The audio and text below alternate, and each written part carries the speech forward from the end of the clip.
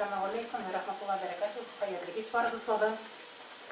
Benim dakılar gençlerge ahlaki terbiye veriyor pratisinde ruhi tradisiyalar. Evvel halık bozulsa, ikinciden din bete.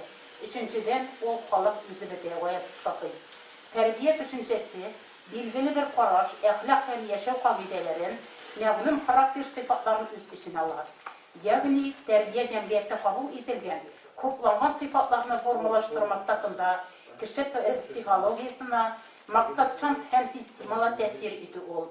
Mında asızlıklar şunu eğitirge gerek. Erige koya cevaplı, hem cemiyetin kileceğin bilgili durgan terbiyesinin devlet külem ideologiga negizlengen mıklı hem izletli sisteması olurga tiyiş. 20. asırının 90. yıllarında komünist ideologiga negizlengen devlet külem terbiye sisteması jimerilgeç, cemiyetinin kileceğin bilgilevçi, elegi terbiye işi almaşka kilirde, yana idealersiz, kıyıbalasız, yönelişsiz hem nihayet maksatsız kaldı. Neticede yaşlarının yaşkana ülkenlerinin de köngülünde ideologik boşluk hasıl oldu. Şu cirlikte sosyal, iktisadi, tutarıksızlık, ruhi, ahlaki kıymetlerine bahasizlenme, ağır cinayetler, yaşlar arasında azınlık içeydi. Cemiyetli mındı görünüşlerden savıktırı maksadında ondan barlıkçı yollara kök görsetilgen. Şol isepten bu maksatla İslam təlimatında köklerde konkret kengeçler verildi. Yaşlarına terbiyelövnen optimal yönelişlerin hem iştelegen bilgili okutucular, terbiyeciler, valim pedagoglar aldığında tabii halep olarak gelip bastı. Şuna göre de indi yaşlarına terbiyelövnen yana alımların hem sistemasını bulduru yönelişinde soňgy 20-30 yıl devamında fenni izlenüler, tecrübe tekşirinüler sizlerlik arttı. Bu maksatla pedagog galimler halyk pedagogikasına hem din təlimatına İslamga ýyşyrak mürajaat ede başladylar. Terbiye maksatların iştelegen barga ülkesinde fenni izlenüler sizlerlik aktiflaşdy. Ruhi terbiye ol iň evvel bir maksatga yönelgen ihtiyar güçi. Allah'ı Teala kuşkanlarını ötel, yazmış sınavların uňuşly kişilik sıfatlarını yuvaltmaýça, sabar itip ötkerip jiberge öýrenýär. Turmuşynyň maksatyn hikmetini anlaw. Allah'ı Teala kirtlende, iň müminler dünyada turu Allah yolunda, ahirette cennetli buluw için awırlyklarga sabır itigiz. Yardamny namazdan izlegiz. Dürüstlükte Allah sabırlık bilendi. Seyir suresi 153. ayette. Ol ölümni hem tirikliğini bar etdi. Yüklemeler yüklevsizni sınav için, qaysalarıgız yaxşırak amelli ikenen biliw için. Patşalık suresi 2. ayetler. Yaşıl məğnəsin bu rəviş canlaw çınlaqda barısında öz urununa urnaştıra. Allah'ı Teala'nın buyruklaryny öterge, onun rizalygyn alırga öterge. Mümkün Müslüman koyu häsretlerge, ağırlarga sabır ete, sabırlı konaklary sına başlasa, ona yardımga namaz kile. Namazda ol Allah'ı Teala'dan turdan turu yardım sorak mürajaat ete, hem Rabbisinin çeksiz kudretine erişe. Namaz ol bitmez tükenmez güç küvet çıganağı. Ol kişinin ruhun sabırlık ihtiyar gücü, şatlık bilen tutura, köngülden tınışlandıra. Peygamberimiz sallallahu aleyhi ve sellem muhtaçlık hem ağırlık bulgan vakitlarda yapayalgız kalıp namaz okurga tırışkan. Allah'ı Teala'nın hak sözü Kur'an-ı Kerim'de ruhi enerji çıganağı bähat işmesi zor bir muciza. Ruhi terbiye bire turgan nägretler, sänget medeniyette barысы da din bilen birleşken bolsa gına terbiye çıganağı bulup turalar. Zamanalarının ağır çağında da Tatar halkı dinde ruhi tayanış tapkan, edebi eserler, şiirler yazıp köngül yaralarını begalagan. Din bilen medeniyet yeneşe birbirini saklap küvetlep yaşaganlar. Mirgaziyan Yunus eytünce, Kul Vali'den başlap Ömer Ağa Beşerif'la bulunana kadar edebiyatımızını bayıtıp kilüşçü şagirler hem ediplerini köpçülüge ya Üzümulla ya İstemulla balası bulgan. Bu imanlı edipler in evvel Allah'ı Teala'nı süyerge, onun gazabından korkurga, yazmış ağırlıklarına tüsep, kişilik sıfatlarını yuvaltmaskan degenler. Her halıkның buğundan buğunga köçüp kelgen ruhi hazineleri, terbiye tradisiyalar var. 1917 yılda sosyalistik inkılapka revolüsiya kadar halyk pedagogikası okutu terbiye prosesinde keng kullanıldı. Sovet çorunda halykyň üzüne gene has terbiye sulları, bigrek de dinge münasebetli bolganlary kiri kagıldı.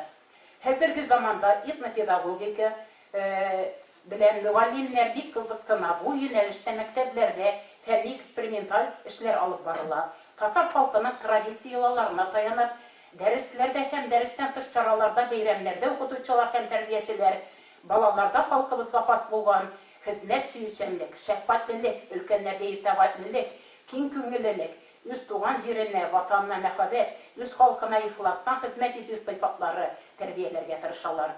Халык традициялары, гадәттә аның тарихына, дини кануннарына нигезләнә. Безнең халкыбыз тарихында тәрбия суллары формалашуда ислам диненең роле гаяз зур. 922 елда ислам дине Идел буе Болгар дәүләтенең рәсми дини итеп кабул ителә. Һәм кешене турыдан-туры арадашчысыз, Аллаһы Тәгалә белән бәйләп, кабиләләрдә, этник группаларда таралган мәҗүсилекне алыштыра. Аларны рухи яктан бергә туплап, бер милләт булып формалашуда зур роль уйнай.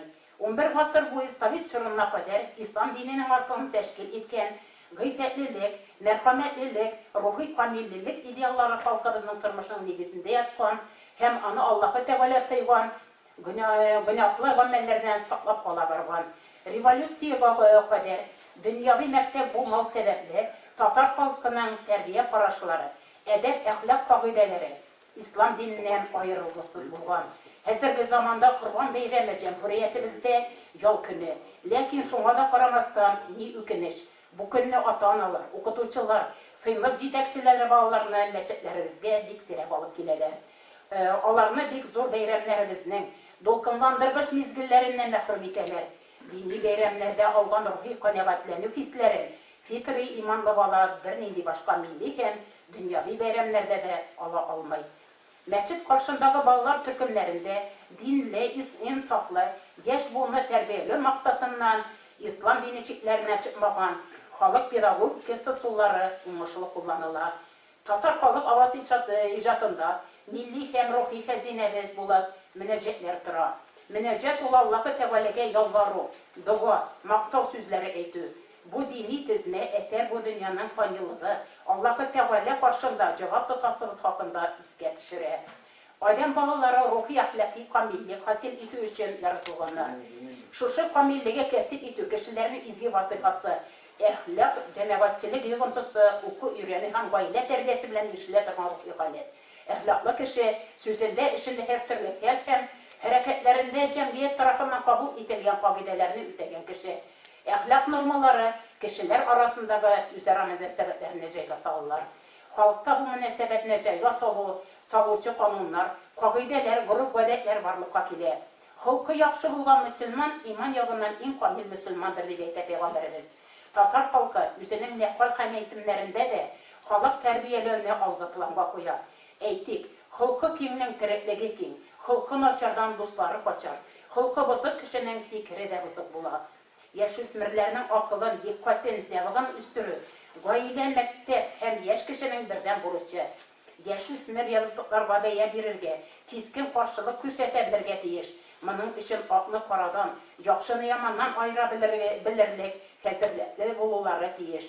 Моңа ирешүгә аларга уку йортлары, масса күләм мәгълүмат чаралары, яшьләр оешмалары, иҗтимагый закон карарлар, башка күрсәтмәләр ярдәм итәргә тиеш. Әдәп халык тәрбиясе белән тыгыз бәйләнештә булган патриотик хис формалаштыру, ата-бабаларыбызның, халкыбызның үткәндәге герой традицияларына, бу өлкәдә исламдагы изге кыйммәтләргә һәм халык тәҗрибәсендәге җәүһәрләргә нигезләп тормышка ашырыла. Әлеге хис илнең, гаиләнең, балаларның тыныч, имин тормышын тәэмин итүне аңлау дәрәҗәсенә күтәрелсә, тәрбия үзенең максатына ирешкән дип санарга була.